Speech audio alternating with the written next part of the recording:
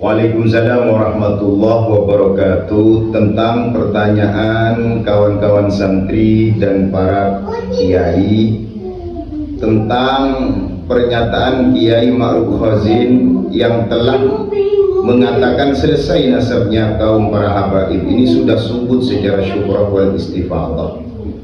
Beliau mengutip bahwa nasabnya kaum para habaib ini katanya sudah memenuhi syarat secara kaidah ilmu hadis dan juga kaidah ilmu fikih, bahwa nasabnya Ba'alawi ini subut secara syukrah wal istifadah. Beliau mengutip kitab Majmu' di jilid 20 halaman 262. Padahal bunyinya seperti ini: fa in istafadha anna fulan ibnu fulan au anna fulan hashimiyun, anna fulanan hashimiyun au umumiyun, jaza ayyushhada bih. Apabila nasab itu sudah istifadah bahwa fulan anaknya fulan atau fulan ini hashimiyin, maka boleh untuk menjadi saksi bahwa nasab itu subut, bisa dipertanggungjawabkan di pengadilan.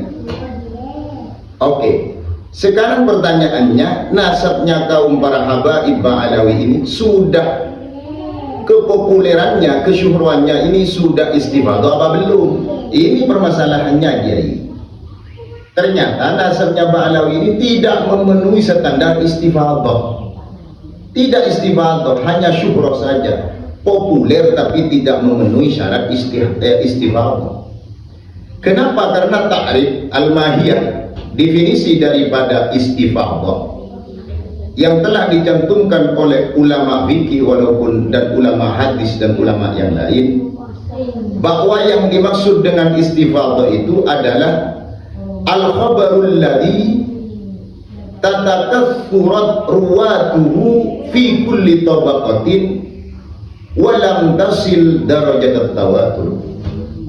Yang dimaksud istifadah itu adalah sebuah kabar yang sudah banyak rawinya fi kulli tabaqatin, di dalam setiap generasi, walaupun tidak sampai kemasyhurannya. Perawinya itu pada haddut tawatur tidak sampai 10, ada 4 di dalam setiap tabaqat, di dalam setiap tingkatan. Nasabnya Ba'alawi ini kalau dari Ubaid bin Ahmad al-Muhajir atau bin Ahmad al-Abbah, apakah sudah memenuhi standar istifadah? Tidak, ternyata. Karena nasab ini hanya dipopulerkan di abad 9, baru syuhrah di abad 12-an, di abad 10 sampai 12. Begini, ternyata sebelum abad 19 tidak ada itu kabarnya, makanya itu putus riwayatnya selama 550 tahun. Itu yang disebut oleh ulama terdapat illah qadhihah jarihah. Karena terdapat illah qadhihah jarihah, maka kepopuleran nasabnya kaum para habaib ini tidak istifadah. Kalau tidak istifadah, ya tidak bisa untuk dijadikan syahadah. Sehingga di Rasail bi ilmil ansab di halaman 34 dikatakan al-ansab lil bashar kal asanid lil khabar. Nasab-nasab itu, nasab-nasab manusia itu bagaikan sanad di dalam khabar. Kalau mengutip kesyuhruan yang syarat dari istifadah itu, kesyuhruannya, kepopulerannya itu harus fi kulli tabaqatin. Ternyata di abad 4, 5, 6 ini tidak ada mengkotip. Oh, berarti nasabnya Ba'alawi kaum para habaib tidak memenuhi standar istifadah secara kajian ilmu usul dan secara kajian ilmu hadis. Terus kalau kita melacak kepada kajian ilmu fikih, maka kepopuleran itu katanya Imam Ar-Rawayani di dalam kitab Bahrul Madhab di halaman di jilid 20 halaman 134, di jilid 14 halaman 134 dikatakan ada 4 syarat untuk memenuhi standar kepopuleran itu masuk kepada istifadhah. Yang pertama adalah tuluz zaman, sama dengan ulama tadi, ulama ahli hadis.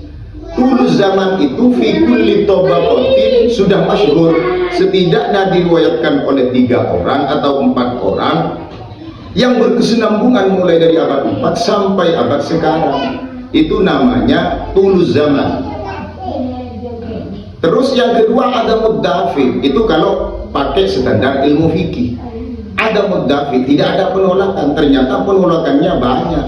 Di antaranya Syarifun Rafiq, di antaranya Bayyinat Zahirat. Sehingga syuhra wal istifadhah itu di dalam Rasail fi ilmi al-ansab dikatakan intifa'ul mu'aradha fil umum wal khusus awil wasa'iq al-bayyinat. Begitu kiai.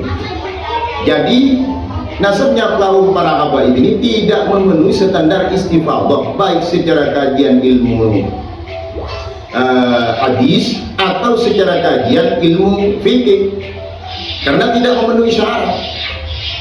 Apalagi ini nasab tidak istifadhah. Yang sudah istifadhah saja apabila menyalahi data dan kenyataan yang valid itu gugur kok. Seperti yang dikatakan oleh Imam Ibnu Hajar Al-Asqalani dalam kitabnya Al-Jawabul Jalil di jilid 1 halaman 47 dikatakan fa innal nasab yasbutu bil istifadhah illa ayasbuta ma yukhalifu. Sesungguhnya nasab itu bisa tetap dengan istifadhah kecuali istifadhahnya menyalahi sesuatu fakta yang valid dan kenyataan yang bisa dibuktikan. Ini sudah gagal. Nasab yang sudah istifadhah memenuhi unsur syarat istifadhah bisa gagal apabila menyalahi kevalidannya, menyalahi kaedah-kaedah yang telah nyata. Apalagi nasab ini sudah batal secara kajian ilmu nasab. Secara kajian ilmu sejarah juga batal, karena di dalam data internal dan eksternal mereka dikatakan bahwa Ubaid dengan ayahnya Ahmad Al-Muhajir ini hijrahnya di abad 6 tahun 540, itu dalam kitab mereka dan kitab internal yang lain. Sedangkan Sayyid Ahmad Al-Abbah bin Isa bin Muhammad Al-Naqib ini sudah wafat di pertengahan abad 4. Ya, mustahil lah secara kajian ilmu sejarah. Secara kajian biologi, secara genetika darah, ternyata tidak ada kemiripan dan ketidak ada unsur kode-kode yang sama dengan darahnya Ahlul Bait. Tidak ada. Terus secara kajian arkeolog, makamnya kata data mereka di Fathur Rahimir Rahman, di dalam kitab karya Syekh Umar Sahibul Hamra dikatakan bahwa di abad 9 itu tidak ada makamnya Sayyid Ahmad Al-Abbah di Husaysyah, itu tidak ada makam. Bahkan di Masyraqur Rawi wa la yuraful an illa qabra alawi, tidak ada makam di Husaysyah, itu ditemukan, baru dibuat itu.